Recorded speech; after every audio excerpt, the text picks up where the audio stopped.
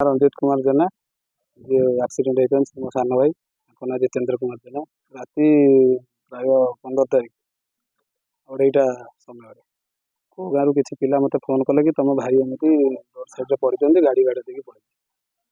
मुझे तो घरे नी प्लांट थी आम घर को फोन कर जनइले से पहुँचले देखिले एमती एमती जहाँ भी होता आमको साटिस्फाई आमको नुहे लगुनि आम तार तदंत आम आईएएस को काली जाकि एफआईआर कर प्रकृत पुरी थाना प्रकृत आम चाहूँ आर तदारख हो ठीक भाव में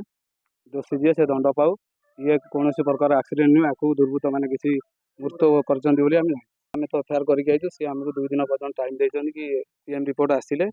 तार तदारख से करेंगे आज हिसाब से जहाँ करवा कथा तदंत सी करेंगे कि न करेंगे तो आम जानू घटनास्थल एक ट्यूशन सेंटर अच्छी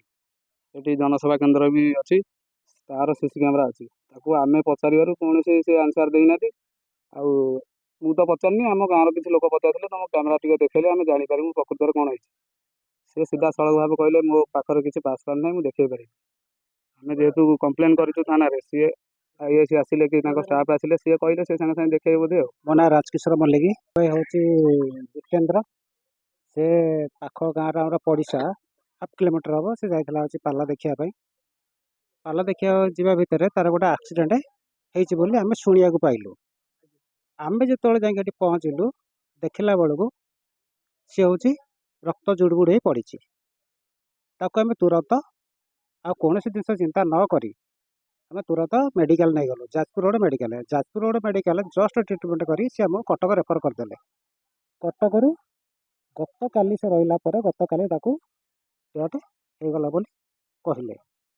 तेणु डेड बॉडी आम आसीचु ए शव संस्कार हो किंतु आमको लगुनि एटा एक्सीडेंट होटा मर्डर कराई कहीं एक्सीडेंट केस सार आप देखो एक्सीडेंट केस प्रत्येक जगार गोटे स्पट थाए